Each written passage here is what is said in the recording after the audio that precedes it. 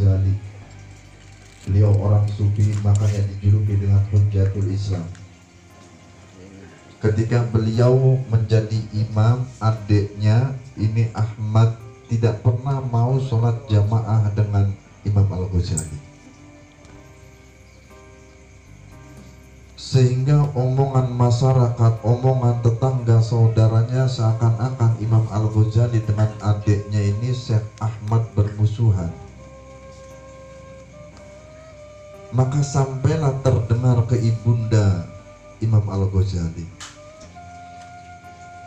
Disitulah Imam Al-Ghazali kemudian memohon kepada ibunya, wahai ibu, suruh Ahmad itu sholat berjamaah. Karena suara masyarakat, tetangga dan saudara kita seakan-akan bermusuhan saya dengan adik saya Ahmad. Dipanggillah Ahmad, kemudian Ahmad ikut berjamaah. Orang-orang di sekitar situ pada melihat, aneh dilihatnya. Ketika sholat berjamaah, Imam Al-Ghazali sebagai imamnya takbir Allahu Akbar, makmum pun kemudian ikut sholat berjamaah. Disitulah Ahmad, adik daripada Imam Al-Ghazali, mufarroqoh, memisahkan diri, tidak mau berjamaah dengan Imam Al-Ghazali. Tetap beliau ke masjid karena rumahnya dekat ke masjid, tapi selalu mufarroqoh, nggak mau sholat berjamaah dengan Imam Al-Ghazali. Sehingga warga pun kemudian tahu, prasangka-prasangka dari tetangga-tetangga dan juga saudaranya semakin tidak baik antara Imam Al-Ghazali dengan Ahmad. Akhirnya dipanggil keduanya oleh ibunda tercintanya. Kata ibunya, wahai Ahmad, apa yang menyebabkan engkau tidak pernah mau sholat berjamaah dengan Al-Ghazali? Sangat singkat jawabnya adiknya, wahai ibu, wahai umi ibuku, setiap kali saya ikut sholat dengan Imam Al-Ghazali, imamnya adalah kakakku sendiri. Apa yang aku lihat di dalam pikiran dan hatinya, yang aku lihat adalah ceceran darah. Terdiam Imam Al-Ghazali. Ibunya juga kemudian terdiam dan bertanya, wahai Al-Ghazali, apakah benar yang dilihat oleh adikmu Ahmad? Gemetar tubuhnya Imam Al-Ghazali. Benar wahai umi, benar wahai ibuku. Karena selama ini saya terus menerus sedang mengarang kitab yang pas kitabnya itu fikih, dan kami sedang menulis bab tentang darah haid, tentang darah nifas, tentang darah di situ. Sehingga ketika aku sholat, yang ada di dalam pikiran dan hatiku adalah tentang darah, wahai ibu. Tapi Imam Al-Ghazali penasaran, kok Ahmad bisa tahu apa yang ada di dalam pikiranku dan apa yang ada di dalam hatiku. Ini berarti adikku bukan orang sembarangan. Akhirnya bertanya Imam Al-Ghazali, wahai Ahmad, sebenarnya kau bisa mukasyafah siapa yang telah mengajarimu? Kata adiknya, wahai kak, kalau di sini wahai abang, wahai Imam Al-Ghazali, engkau tidak akan mampu, engkau tidak akan kuat belajar kepada guruku. Kata Imam Al-Ghazali, sudah tunjukkan kepadaku. Karena penasaran, kemudian Imam Al-Ghazali terus membujuk adiknya Ahmad. Akhirnya kata Ahmad, wahai Imam Ghazali, kalau engkau ingin benar-benar berguru dari hatimu yang paling dalam, maka hayu ikut kami. Imam Al-Ghazali ikut adiknya. Ketika jalan sudah meninggalkan jauh, meninggalkan rumahnya, terhenti langkahnya Ahmad dan Imam Al-Ghazali. Ditunjukkan, wahai Imam Al-Ghazali, kalau engkau mau berguru kepada orang ini. Dilihat oleh Imam Al-Ghazali, yang ditunjukkan oleh adiknya itu tukang sol sepatu, yang pakaiannya sangat kotor, sangat kumal, compang-camping. Tidak meyakinkan hatinya Imam Al-Ghazali pada saat itu, karena yang dilihat oleh Imam Al-Ghazali adalah pakaian dan dohirnya. Tapi di sisi lain hati Imam Al-Ghazali itu penasaran. Didekati, kemudian Imam Ahmad ataupun adiknya menitipkan, wahai guru, ini abangku mau belajar dan berguru kepadamu. Apa jawaban tukang sol sepatu? Engkau tidak akan kuat berguru mengikutiku, wahai Ghazali. Kata Imam Al-Ghazali, saya mau belajar dengan sekuat hati saya, wahai guru. Akhirnya saya Ahmad pun meninggalkan Imam Al-Ghazali. Imam Al-Ghazali ikut dengan tukang sol sepatu.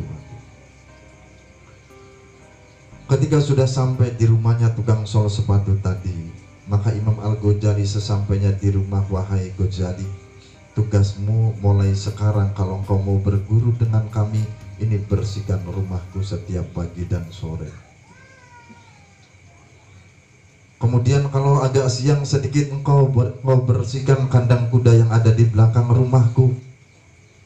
Setiap pagi Imam Al-Ghazali tidak diajari apa-apa oleh tukang sol sepatu tadi. Setiap pagi selalu membersihkan rumahnya, sore membersihkan rumahnya. Pada suatu hari kemudian Imam Ghazali membersihkan kandang kuda pemilik sol sepatu ini. Tukang sol sepatu ini melihat Imam Al-Ghazali membersihkannya dengan cangkul, dengan alat, ditegur, wahai Al-Ghazali, taruh alat itu, bersihkan kotoran-kotoran kuda itu dengan tanganmu.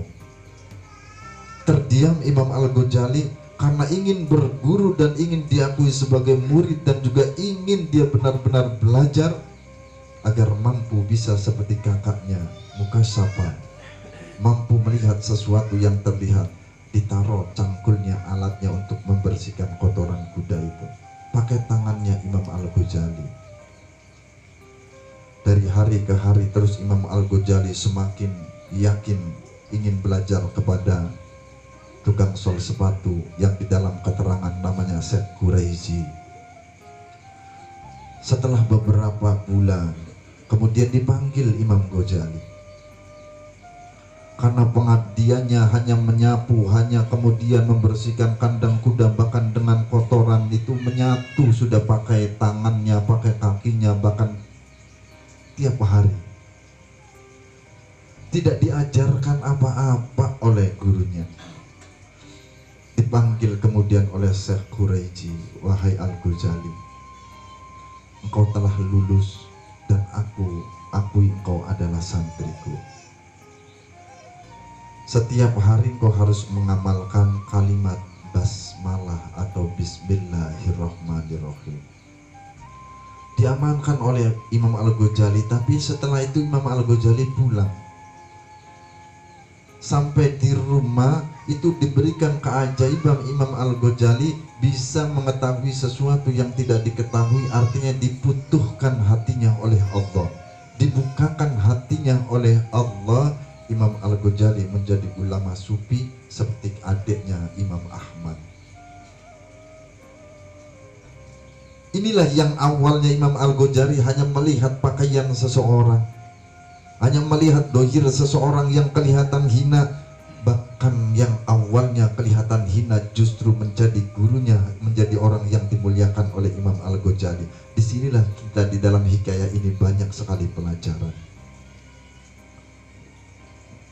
Jadi pantas kalau baginda Rasul mengatakan, jangan pernah kita melihat dohir seseorang, melihat pakaian seseorang, kemudian kita langsung menilai, merasa diri kita lebih baik daripada apa yang kita lihat.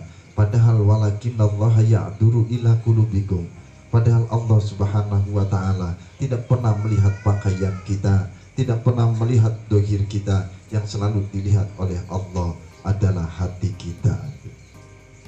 Maka di dalam bulan yang mulia ini, bulan Sya'ban, kita yang masih diberikan nikmat sehat oleh Allah, nikmat panjang umur oleh Allah, wa sya'bana li islaqil qulubi minal uyub. Bulan Sya'ban adalah bulannya baginda Rasulullah. Kata ulama ahli hikmah, maka li islaqil qulub atau li islaqil qalbi, perbaiki hati kita di bulan ini minal uyubi, dari kecacatan-kecacatan atau kerusakan-kerusakan yang terus menggerogoti hati kita. Kalau semakin hati kita baik di bulan ini, bulannya Rasulullah,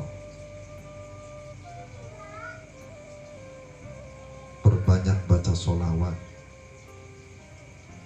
karena ini adalah bulannya baginda Rasul.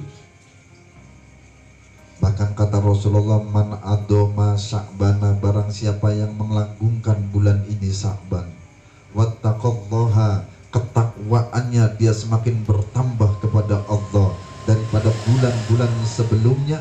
Kemudian ia mampu wa ayyam sakab bin nafsi, mampu kemudian dia mengendalikan dirinya, mampu mengendalikan hawa nafsunya, maka dosa-dosanya akan diampuni oleh Allah.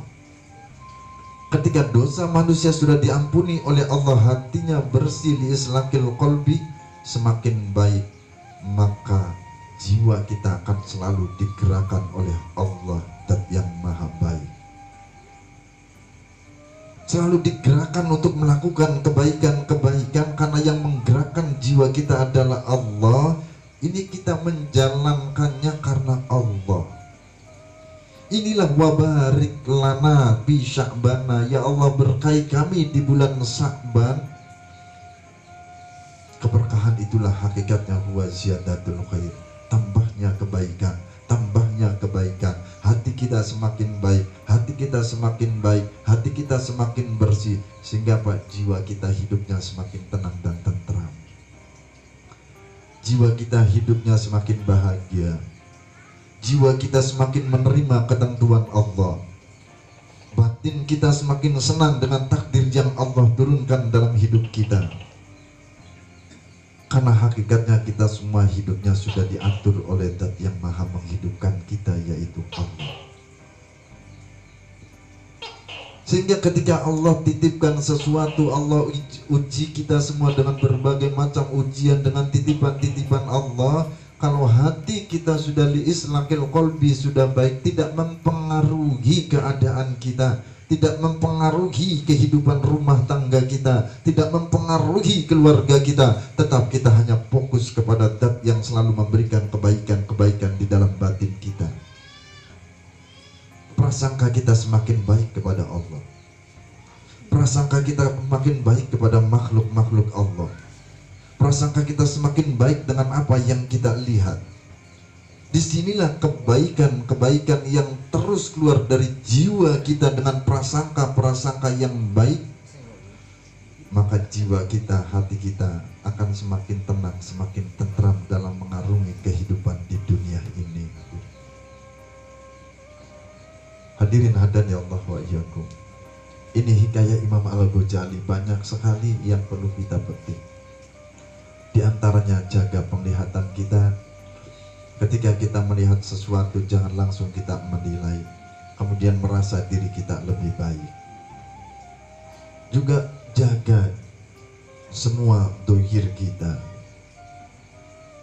pendengaran kita, apapun yang kita dengar, jangan langsung kita menilai, belum tentu itu benar dan sesuai dengan penilaian Allah.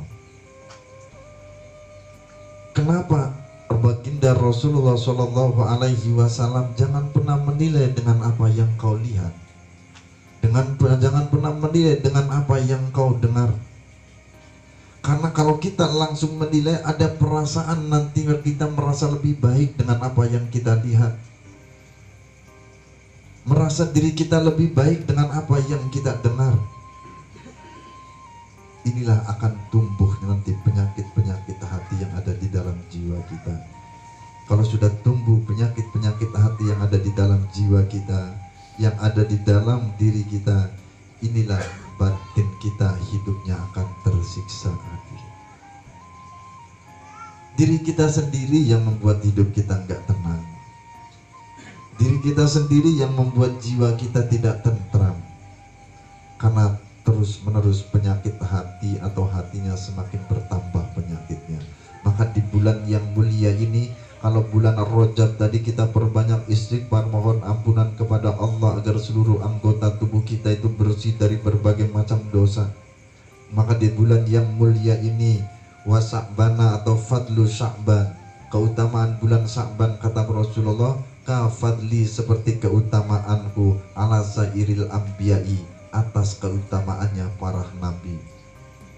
Artinya apa? Baginda Rasul adalah nabi yang sangat dicintai oleh Allah, Secara dohir beliau adalah nabi yang terakhir, tetapi secara ruhania, laulaka tidak akan aku ciptakan Muhammad, tidak akan aku ciptakan wahai Muhammad dunia beserta isinya kalau tidak ada baginda Rasulullah. Jadi dunia sebesar isinya sebelum diciptakan oleh Allah, yang pertama kali diciptakan oleh Allah adalah Nur Muhammad. Hakikatnya adalah baginda Rasulullah. Maka kalau di bulan ini kita memperbanyak baca sholawat, akan tertanam rasa cinta di dalam jiwa kita kepada baginda Rasul. Maka niscaya jiwa kita akan digerakkan oleh Allah, akan selalu mengikuti jejak baginda Rasulullah, mengikuti akhlak beliau, mengikuti ucapan beliau, mengikuti apa yang selalu dicontohkan baik zahiran wa batinan. Jadi kita akan selalu mengikuti orang yang kita cintai, yaitu baginda Rasulullah Shallallahu Alaihi Wasallam. Hadirin hadani Allah wa iyyakum. Karena yang namanya usia kita tidak ada yang mengerti, bahkan rezeki kita pun tidak tahu, semuanya masih gaib.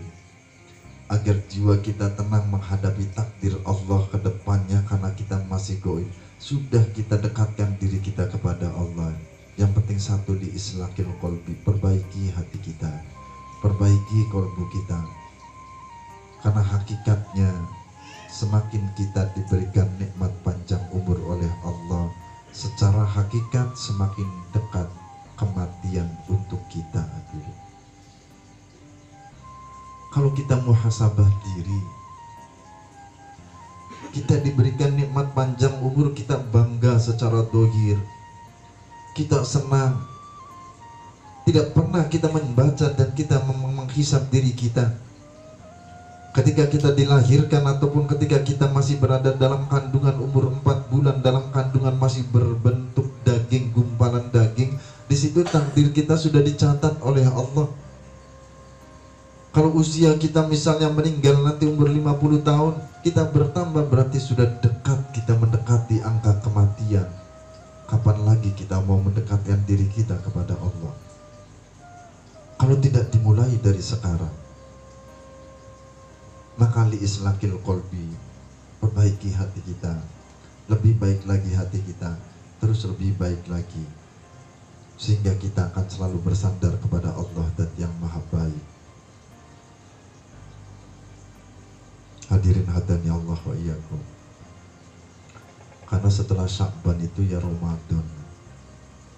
Namun di dalam bulan ini pun ada hari yang sangat mulia, yang mana nanti amal baik kita, amal buruk kita di bulan inilah, catatan amal kita akan dilaporkan oleh malaikat-malaikat Allah dan diberikan kepada Allah. Bihada sahri, di dalam bulan ini Sya'ban, yang nanti yang disebut dengan pertengahan Sya'ban, yang disebut dengan nisfu Sya'ban.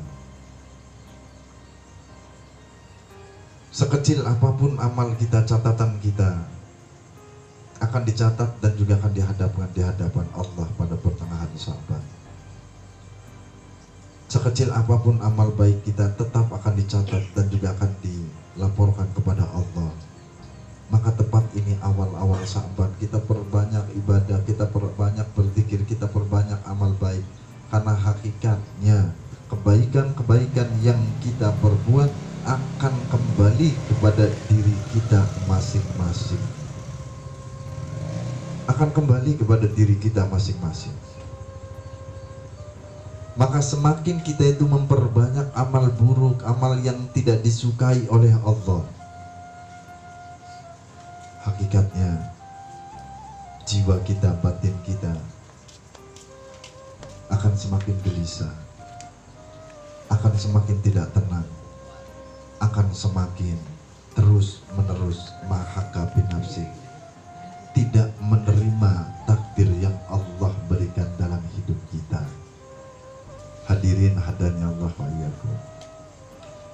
Mudah-mudahan malam hari ini hati kita semua dibutuhkan oleh Allah, dibukakan oleh Allah, sehingga hati kita semua semakin mendekatkan diri kepada Allah dan yang maha baik. kita semakin tenang, hidup kita pun akan semakin tentram menghadapi ujian yang Allah berikan dalam hidup kita, dalam rumah tangga kita, untuk anak-anak kita, untuk tetangga dan juga saudara kita. Ini kita jiwanya akan selalu tenang. Dan sebelum tawasul, seperti biasa ibadallah, ibadallah,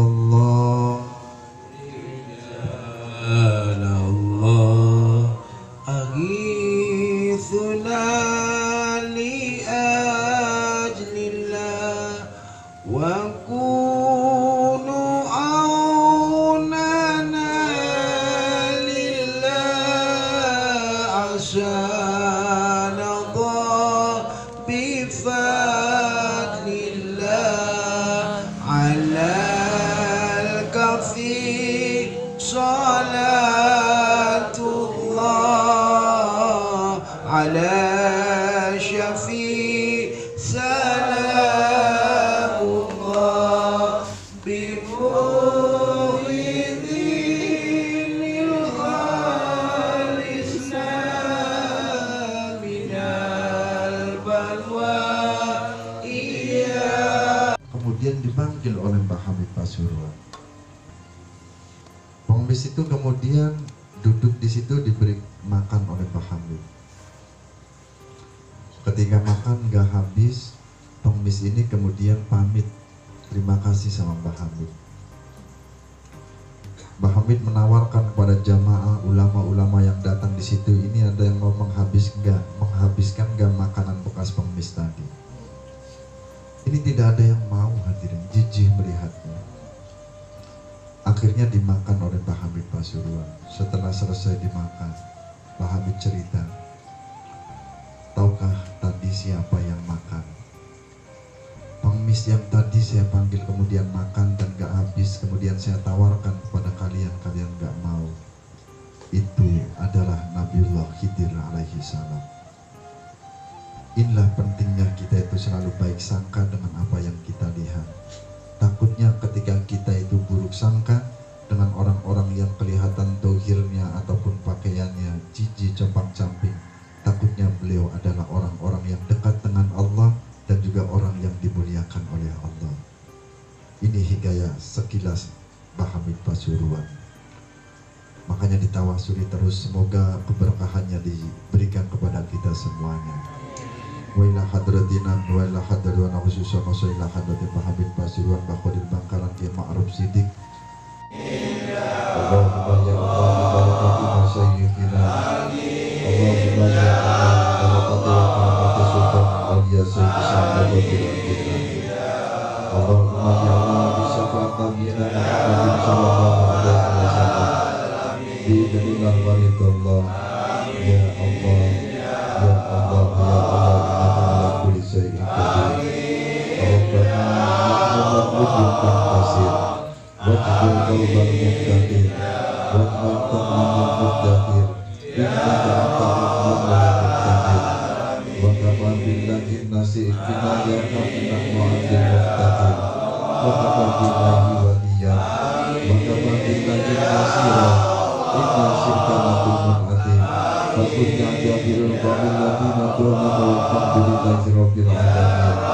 Ya Allah, ya Fattah, ya Razzaq, ya Ghani, ya Ghani. Allahumma nadir qulubana binuri hidayatika kama tawartal ardu binuri samsika abadan abada. La haula wa la quwwata illa billah. La haula wa la quwwata illa billah. La haula wa la quwwata illa billah. Ya Allah, kami semua yang bersatu pada malam hari ini adalah makhlukmu yang tidak punya daya, hamba-hambamu yang tidak punya upaya, hamba-hambamu yang tidak punya kekuatan kalau Engkau tidak memberikan pertolongan dan kekuatan kepada kami. Ya Allah, Inna Allaha alimun bidati sudur, sesungguhnya Engkau ya Allah mengetahui apa yang ada di balik dada kami. Ya Allah, Engkau tentunya mengetahui bahwa kami semua yang hadir di tempat ini mempunyai keinginan masing-masing. Ya Allah, mempunyai harapan masing-masing ya Allah, mempunyai hajat masing-masing ya Allah. Maka kami mohon kepadamu ya, kabulkan semua harapan dan hajat-hajat kami yang bersimpuh pada malam hari ini ya Allah. Kabulkan semua harapan dan keinginan kami yang bersimpuh pada malam hari ini ya Allah. Kami tidak akan pernah meminta kecuali hanya kepadamu ya Allah, karena hakikatnya Engkau yang mengabulkan doa-doa kami, karena hakikatnya Engkau yang mengabulkan harapan dan rencana kami ya Allah. Maka kabulkan semua harapan, hajat dan rencana kami semua yang berada di tempat ini ya Allah. Anta waliyun fid dunya wal akhirah, Anta waliyun fid dunya wal akhirah, Anta waliyun fid dunya wal akhirah.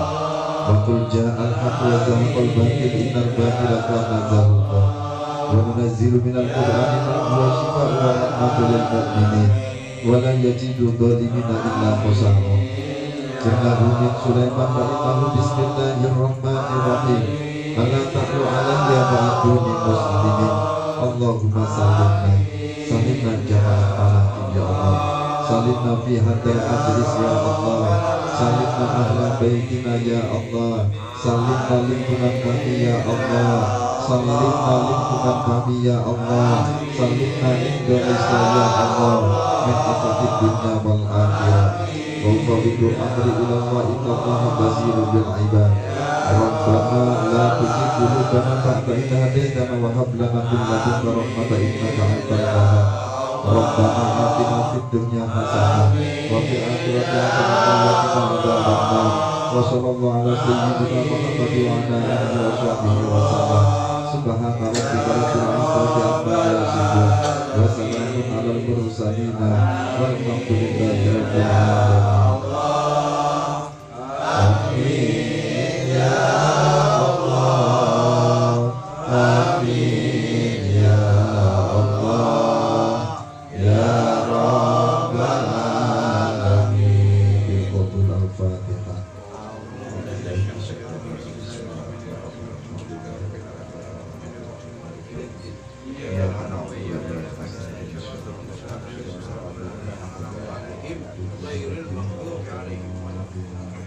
Hadirin ada di Allah SWT, mudah-mudahan apa yang diharapkan